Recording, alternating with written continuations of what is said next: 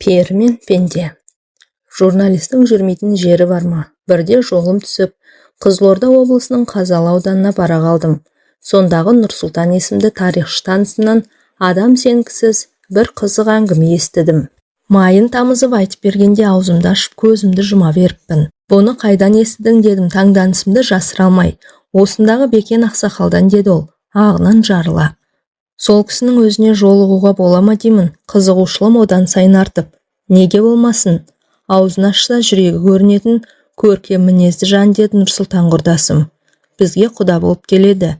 Мен жіберді десең болды, жылы қабылдайды. Өзі де қонақ, жатырқайтын адам емес. Содан тағат таба алмай, сол күні-ақ түс ауа Бекен қарттың үйіне арнайы ат сабылтып іздеп бардым. Қаланың шет жағындағы 2 қабатты еңселі қызыл үйде тұрады екен. Есікті ақсақалдың өзі ашты. Жасы 80-нен асып кетсе де, әлі тың, бақуатты көрінді. Жүріс-тұрысы да ширақ, сөзі де түзу.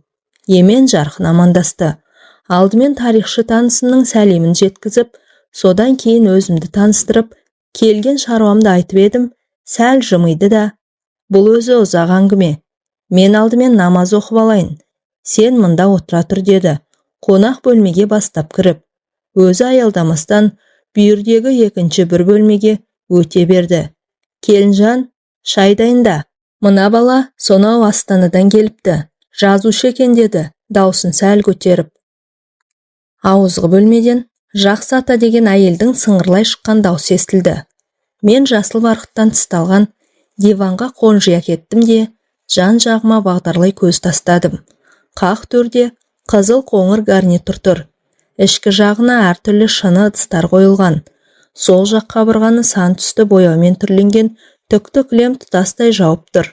Ал оң жақта рамаға салынған ескі фотосуреттер ілінген. Ортада үлкен үстел.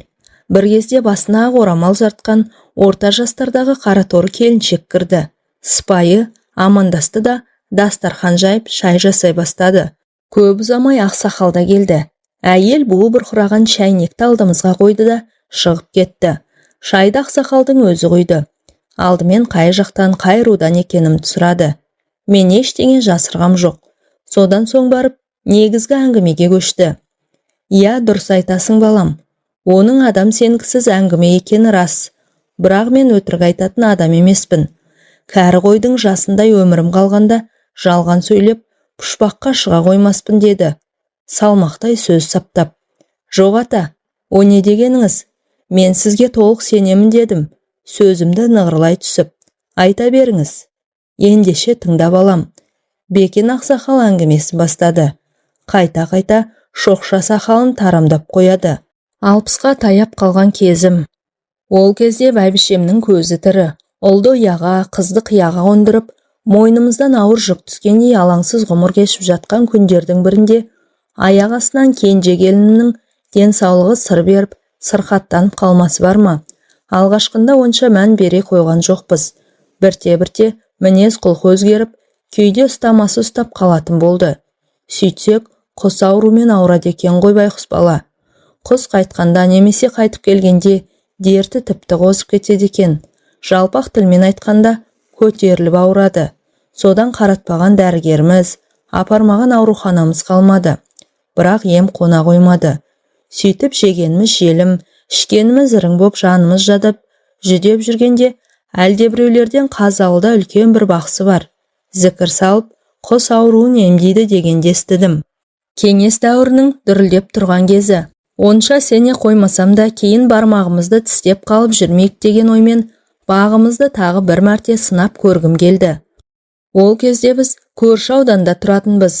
Содан бір құдайға сыйынып, ұлымыз екеуміз келін баланы ескі жигулимізге отырғызып алып, Қазалыға жол тарттық. Сұрай-сұрай Меккеге де барарсың демей ме? Оған қарағанда мына тұрған жер емес пе? Бақсыны тез таптық. Жеркепе сияқты кішкентай тоқал тамда тұрады екен. Сыртынан шелек, шылапшын сияқты темір терсекпен жамап жасқап, бастан аяқ қаптап тастаған. Есігінің алдында ит, мысық, тауық, қаз сияқты үй жануарлары қаптап жүр. Бақсының аты Паудин екен. Қазақ па өзі деймін есіміне қарап. Нағыз қазақ. Қазақ болғанда да міне мынау қазақ деп ұялмай көрсететін түр тұлғасы келісті адам екен. Сол кездері 80-ге келсе де, қолда аяққа тұрмай лыпып тұр. Көзі сондай өткір, жүзіне тура қарай алмайсың. Құдай бойына ерекше күш қуат берген жан екені бірден аңғарылады. Баппен сөйлеп, бәрін ынты-шынтысымен түсіндіреді. Кемпірі неміс, қазақша судай ағып тұр. Басқа ұлттың өкілі болса да, жүзі жылы, иманы бетіне үйіріліп тұрған мейірімді жан екен. Айтары жоқ, бір-біріне бап қосылған. Келген жағдайымызды айтып едім, екеуі де елпек қағып, құрақ ұшты. Адамды жылы сөздермен-ақ емдеп жіберетіндей. Бақсы тек қана жасыл түсті қазақы киімдер киеді екен.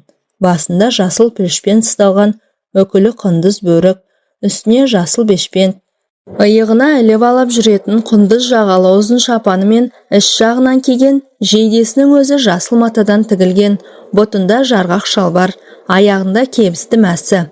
Қолында жыланның қабығына ұқсас сұрғылт затпен қапталған ұзын аса таяғы бар екен. Ауруларды сомен түртпектеп емдейді екен. Келінімді көріп, түшкіріп пысқырып отпен аластап, сумен ұшықтады. 7 түрлі шөпті суға қайнатып, оған сүт қосып, соны ішкізді. Сонымен не керек? Бір апта оқып, барын сала ем-домын жасады. 7-ші күні мені жеке шақырып алып, еш уайымдама. Келіннің толық жазылады, бірақ енді аздаған демалыс керек. 3 айдан кейін тағы да бір рет әкелерсің. Ал қазір бара беріңдер. Сәл кідіріп барып, салақсып жүрме. Ем толық аяқталған жоқ. Егер қайтып әкелмесең, ауруы қайтадан қозып кетуі мүмкін. Онда обалы сенің мойныңда деді, қатаң ескертіп. Осыдан кейін жан қалама. Бақсыға ризашылығымды білдіріп, айтқан уақытында қайтып әкелетінімді айтып, уәде беріп аттандым. Қуанышымыз қойнымызға симаса да, әбден шайлыққан көңілде, күдікте жоқ емес еді. Үйге қайтып келген соң ойланам, бақсының жүзі таныс, бір жерден көрген сияқтымын. Қайдан көрдім? Олай ойланам, бұлай ойланам, әбден басым қатты. Содан бір кезде есіме түсті-ау. 1941 жылы Ұлы Отан соғысы басталғанын өзінде жақсы білерсің. Ауылдағы жас жігіттерді кезекпен майданға шақырта бастады. Сол жылы қыршындарынан қиылған талай боздақтың сүйегі елге қайтып оралып жатты. Содан аудандық комиссараттан әскерге шақыру туралы қағаз келгенде соғысқа барғымыз келмей, 3 жігіт алдын ала ақылдасып алып, ажалдан қашқан Қорқыт бабамыз құсап қашып кеттік. Қазақстан мен Қарақалпақстанның ортасында Қызылқұм құмы жатыр. Осы Қазалы ауданының аумағы ғой. Ол кезде елсіз, құла түз, қу медиен болатын. Сол Қызылқұмның ішінде қашып жүрдік. Сондағы кәсібіміз не дейсің ғой? Қызылқұмның ішінен адамдар ары қарай астық тасиды. Бері қарай әртүрлі зат бұйымдар әкеледі. Соларды торуылдаймыз. Шіркін, жастық не істетпейді. Маңайдағы ауылдарға жақындап келіп, шетте ұшыққан малдарды айдап әкетеміз. Сөйтіп, күн көріп жаттық. Бір керуеннің соңында таман қалып қойған кәрі аттанды ұстап алып мініп жүрдік. Қосымыз бар. Соны түйеге артып аламыз да, ізімізді жасырғансып, әрі-бері көшіп қонып жүреміз. Бір жерде көп тұрақтай алмаймыз. Тым ұзап кетпейміз де. Адамдардың көзіне түсе бермеуге тырысамыз. Қысты күнде де құмның іші онша суық болмайды. Қосымызға от жағып отыра береміз. Қызылқұмда не көп, сексеуіл көп. Аң аулайтынымыз тағы да бар. Енді қайтеміз, өлместің қамы. Осылай қысты өткіздік. Күлімдеп көктем шықты. Бір күні қосымызды үлкен бір құмның етегіне тігіп тастап, шай ішіп отырғанбыз. Көз көрім жерден шұбатыла шыққан түтінді байқап, ананы қараңдар, шамасы біреулер өтіп бара жатыр-ау, дедім жерден жеті қоян тапқандай. Байқастап көрейік, несі бар екен? Қайтейін, тамақтан тарығып жүрген кезіміз. Алдымен аузыма түскен сөз осы болды. Үшеуміз жарыса жүгіріп, жанымыздағы құм төбеге шықтық. Бажайлап көз салып едік, сонандайдан қарауытып жалғыз лашық көрінді. Төбесінен будақтап түтін шығып жатыр. Азырақ ақылдасып алдық та, аяғымызды аңдап басып лашыққа қарай аяңдадық. Сырттай қарағанда ешқандай тіршілік нышаны байқалмайды. Кіріп шыққан адам аяғының ізі де жоқ. Жайлап жөткірініп қойып, жасқаншақтай лашықтың есігін аштық. Ассалаумағалейкум деп ішке кірдік. Төр жақта орта жастағы еңгезерде ер адам малдас құрып отыр, жападан жалғыз. «Уағаликум салам, уа жігіттер, келіңдер, төрге шығыңдар» деп ысырылып бізге орын ұсынды. «Қайдан келе жатырсыңдар?» Қазақша сөйлейді. Томпақ бет қызыл шырайлы адам. Жүзінен нұр төгіліп, көзінен мейірім шуақ шашырайды. Секем алатында ештеңе байқалар емес. «Ой ағасы, біз Қарақалпақстанға бір тығыз шаруамен жолаушылап бара жатыр едік. Лашығыңыздан шыққан түтінді көріп, арнайы бұрылдық дедік. Өтірікті суша сапырып, танысып білісейік дегендей. Әжетке жарайтын бірдеңе болса қағып кетуді ойлап, жан-жағымызға жалтақ-жұлтақ қарап қоямыз. Елеп алар ештеңе жоқ. Тек босаға жақта көнелеу темір шайнек пен үстіне ақ шүберек жабылған ыдыс аяқтар тұр. Сәлден кейін әлгі кісі: «Енді келіп қалған екенсіңдер, бір-екі кесе шай ішіп кетіңдер» деді, қонақ жайлығын танытып. Біздің де күткеніміз де осы сөз еді. Іздегеніміз алдымыздан табылғандай, қуанышымыз қойнымызға симай тұрса да, «Айтқаныңыз болсын ағасы» дедік өзімізше сыпайылық сақтап. Ол босаға жаққа қарап, басқа бір тілде бір түрлі мақаммен сарнап қоя берді. Сол-ақ екен, шәйнек өзінен өзі көтеріліп келіп ортада жанып тұрған оттың үстіңгі жағына ілініп тұра қалды. Ақ шүберек ортамызға дастархан болып жайылды. Оның үстіне қойдың басындай қара нан топ ете түсті. Артынша үлкен пышақ жарқ ете қалып, бізге қарай бағытталып келе жатты. Шошып кеттік. Зәреміз зәр түбіне жетті. Екі көзіміз пышақта, тұра қашуға дайындала бастадық. Бірақ абырой болғанда пышақ бізге тақалған жоқ. Өзінен өзі нанды турады да, жанды зат сияқты қайтадан орнына барып жата қалды. Сол кезде барып, ух деп демімізді бірақ алдық. Сосын кішкене кеселер ауада қалқып келіп, әрқайсымыздың алдымызға тұра қалды. Әлгі кісі бізбен емес, көзге көрінбейтін басқа біреумен өзгеше тілде сөйлесіп отыр. Ара-арасында әйелдің сыңғырлаған даусы шығып қалады. Біз оның не деп отырғанын түсіне алмадық. Аздан соң бұрқылдап қайнап бастаған шәйнек көтеріліп келіп, кесемізге кезекпен шай құя бастады.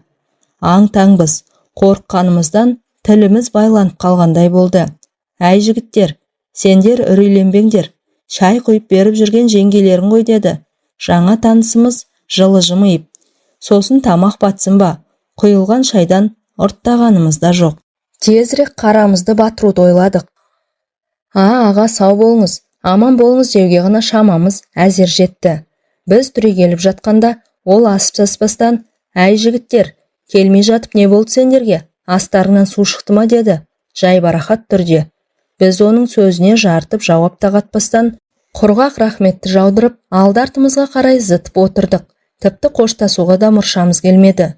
Судан шыққан саршынақтай сүмірейіп қосымызға қайтып келіп, «Мынау жын ба, пері ме?» деп қарадай қорқып жаттық. Бойымызда үрей биледі. Түні бойы әрнені бір ойлап көзіле алмадық. Адам сенетін нәрсе емес қой мынау. Сірә бұл жын болу керек. Бізді Құдай сақтаған шығар дейміз бір-бірімізге. Мұндайды көрмек түгіл естіген емеспіз. Ертесіне қосты тез арада жықтықта түйеге артып алып, бәледен машайық қашыпты дегендей, тұрған жерімізден едәуір ұзап кеттік. Тіршілік етуге ыңғайлы бір жерге келіп қосымызды қайта тіктік. Ішімізде еті тірі, қу тілді бір жігіт бар еді.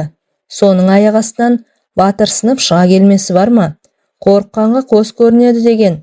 Бізге жалғыз адамнан қорқып не болды өзі? Бұл масқара ғой. Айтудың өзі ят. Мен білсем, ол да бір көз бояушы алаяқ. Онда ешқандай тылсым құдірет жоқ. Қайта барып, мән жайды анықтап сұрайық. Айтса айтар, айтпаса тонымызды шешіп алмас. Несіне қорқамыз деді. Бойына бір ерекше желіп біткендей желпініп. Екінші жігіт те оны қостап: «Иә, айтқанның көңілге қонады. Барсақ барайық, бірақ түйемен қосты осы жерге қалдырып кетейік» деді, сақты қойлап. Мен қанша жүрексінсем де, намысқа тырысып ешқандай тоқтау сала қоймадым. Бір жағынан бұл құпияның сырын білгім келді. Сонымен бәріміз бір ортақ шешімге келіп, қайтадан кері ізге түстік. Қанша жерден жігерімізді жани түссек те, бойымызда қорқыныш басым. Әжептәуір алыстап кетіппіз. Түтін көрінер емес. «Әй, ол осы уақытқа дейін айғарап отыр деймісің? Кетіп қалған шығар. Тым құрымаса орнын көріп кетейік» деп жүгіре басып келеміз. Жал-жал болып жататын құм төбелер болады. Сондай бір құм төбеге шыққанда, төменде тұрған өзімізге таныс лашықты көріп, көңіліміз көтеріліп қалды. Маңайда тірі жан жоқ, от жақпай отырған шығар, не де болса бара көрейік деген ойға бекіндік. Әлгі батырсынып келе жатқан жігіт, әй, ол да адам баласы ғой, бекер қорқасыңдар, қорықпаңдар. Мен өзім одан бәрін сұраймын. Сендер тек қасында қара көбетіп тұрсаңдар болды деп, аяғын нығыздай басады. Екеуміз артында салпаңдап келеміз. Содан зулап отырып жетіп бардық. Алдыңғы жақта қасқайып келе жатқан батырымыз лашыққа тақап барды да, сәл кідіріп жөткірінді. Ешқандай дыбысы шықпаған соң, ассалаумағалейкум деп есіктен басын сұға берген сол еді, атылған пуржинадай қайтадан кері серпілді. Арт жағында Әліптің артын бағып тұрған екеумізді қағамаға анандай жерге барып, шалқасынан гүрс етіп құлады. Қапелімде не болғанын түсіне алмай қалдық. Сабазыңның көзі алақтап кеткен. Не болды дегенімше болған жоқ. Тіл қатуға да шамасы келмей, атып тұрып тұра қашты. Біз де жүгіре жөнелдік. Қос өкпемізді қолымызға алып, алды-артымызға қарамай зытып келеміз. Сізге өтірік, маған шын, әлгі батырдың шашы тікірейіп тұрып кеткен. Әй, тоқтайсайшы деп айқайлап келемін. Құлақ асар түрі жоқ. Мұнша жүйрік болар ма жеткізер емес. Тек анда-санда арт жағына жалтақ-жалтақ қарап, әй, жүгірсеңдерші, жүгіріңдер деп безек қағады. Зәресі ұшып кеткен, түрінен адам шошырлық. Содан қосымызға жақындаған кезде бірақ тоқтады. Алқынып тұрмыз. Тер басып кеткен. Ай, бір 7-8 шақырым тоқтамастан жүгірдік-ау деймін. Не болды дейміз ентелей түсіп. Ойбай, сендер сұрамаңдар, мен айтпаймын. Құдай сақтасын деп береді. Әй, не болды айтсайшы дейміз. Екі жақтап, ол арт жаққа жалтақтап қарап қойып, жоқ тезірек қосқа жетіп алайықшы дегеннен басқа ештеңе айтпайды. Оның аппақ қудай қуарған жүзіне қарап, одан сайын құтымыз қашты. Содан не керек, ақыры алқынып қосымызға да жеттік-ау. Қосты жығыңдар, қашу керек, кету керек бұл маңнан дей береді безілдеп. Енді айтсаңшы не болды дейміз. Қосан жарласып, ой сұмдық-ай. Есікті аша беріп, әнеугінгі кісінің ортада жүрісінен отырғанын көріп қалдым. Оны бастарына ақ сәлде ораған 5-6 шал қоршап алыпты. Есік жақта отырған қаба сақалдысы маған жалт қарады. Шіркіннің жанарыны өткірін-ай, жасындай, жарқ етіп тоғырғандай денемді дір еткізді. Содан көзден ұшқан ұшқынмен бірге бір алапат күш кеуденнен қатты соғып, қалпақтай ұшырды ғой. Құдай сақтасын, бұл жерден аулақ кетейік. Мен бірдеңе білсем, бұлар адам емес, жын шайтандар, ана лашық солардың ұясы болса керек деді, дір-дір етіп. Содан Байекеңе де жан керек, қосымызды түйемізге артып алып тайып тұрдық. Қызылқұмның ішкері жағына соғына кіріп, із жасырғандай болдық. Бірақ жаңағы оқиға күндіз есімізден, түнде түсімізден кетпейді. Қорыққанға көз көрінеді деген, кез келген нәрседен шошынып зәреміз ұшып құртымыз қашады. Бойымызды үрей билеп алды. Жатсақ та, тұрсақ та, сыртымыздан біреулер торуылдап жүргендей болып, күндіз күлкі, түнде ұйқыдан айырылдық. Тіпті желдің уілі мен шегірткенің шырылынан да шошынатын әдет таптық. Сөйтіп Қызылқұмның ішіндегі өміріміз тозаққа айнала бастады. Содан бір күні үшеуміз отырып ақылдастық. Бүйтіп жүре берсек, бәрібір бір күні болмаса бір күні жүрегіміз жарылып, жанымыз жаһанамға кетер. Қашып пысып жүріп, айдалада арам қатқанша, қан майданда ерлік жасап, абыроймен өлейік деп шештік те, сүмірейіп-сүмпейіп ауылға қайтып келдік. Соғыс әлі жүріп жатқан кез. Әке шешеміз болмаса, елде бізді кім емреніп күтіп отыр дейсіз? Әскери адамдар өте суық қарсы алып, соғыстан қаштыңдар деп, айып батальонына айдап жіберді. Айнымас дос болуға серттескен қасымдағы 2 серігім сол айып батальонында жазаларын өтеп жүріп, о дүниеге аттанды. Ақсақалдың даусы дірілдеп, кіреукеленген жанарына жас іркілді. Қалтасынан умаждалған қол орамалын алып, көзін сүртті де, ауыр күрсініп, сөзін қайта жалғады. Ал соғыс біткен соң, маған кешірім жасалды. Сөйтіп туған ауылыма аман есен қайтып оралдым. Елге келгеннен кейін көп ұзамай үйленіп, шаңырақ көтердім. Бала шағалы болдым. Уақыт зымырап өте берді. Шынымен де адамның ғұмыры қамшының сабындай ғана екен ғой. Содан балаларымның бәрі үйлі баранды болды. Өмір ғой, өмірде не болмайды дейсіз. Кенже келімнің сырқатына байланысты Паудин бақсыға барғанымды жоғарыда айттым ғой. Жүзі таныс, бір жерден көрген сияқтымын. Содан ұзақ ойланып, ақыры есіме түсті ғой. Сол баяғы Жапандағы жалғыз лашықтың ішінде отырған кісіге қатты ұқсайды. Кескін келбеті, түр тұлғасы, тіпті даусымен сөйлеу мәнеріне шейін осыдан 40 жыл бұрын көрген жұмбақ адамды көз алдыма айнытпай келеді. Алғаш кезіккенде оның жасы 40-тарда болатын, ал мен келінімді емдетуге апарған кезде 80-ді алқындап қалған шал еді. Сырлы аяқтың сыры кетсе де, сыны кетпейді демекші, кәрілік жеткенмен жеңе алмаған. Сақал шашы ағарып, маңдайы әжімденгенмен, жүзі сол бәз баяғы қызыл шырайлы қалпы. Содан емде тыныш жата алмадым. Қызылқұмдағы лашықта көрген кісі осы болуы керек деген ой қайта-қайта мазалай берді. Жазған құлда жазық жоқ. Содан 3 ай уақыт өткен соң келінімді алып тағы да бардым. 1 апта ем домын жасады. Обалы не керек? Барып салып бәйек болып. Кетер күні бақсыға жеке барып, алдымен келінімнің жағдайын ашық айтуын өтіндім. Келіннің ауруынан құлан таза айығады. Бірақ енді намазға жығылсын, таза жүрсін деді. Байыппен тіл қатып. Сонда қайтып ауырмайды. Ақсақал, сізден тағы бірдеңе сұрайын деп едім. Қалай қарайсыз дедім, жорта сөйлеп. Ол кезде менің жасым 60-қа таяп қалған. Айта бер, құлағым сенде деді, жылы жымиып. Не сұрайын деп отырғанымды алдын ала біліп отырған сияқты. Мен күмілжіңкіреп, аз-маз кідіріп қалдым да, бойымдағы бар күшімді жиып, 40-шы жылдардың басында соғысқа барудан қашқан 3 жігіт Қызылқұмның ішін біраз шарлап едік. Бірде құпия бір лашыққа тап болып, таң тамаша күйде қалғанбыз. Соның ішінен сізге қатты ұқсайтын бір адамды көріп едік. Қателеспесем, сол сізсіз-ау, оны қайдан кейін көрген жоқпын.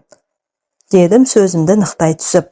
Бақсы басын төмен сала, үн-түнсіз отырып қалды да, аздан соң, ой бауырмай, есте сақтау қабілетің сондай күшті екен, қателеспедің деді.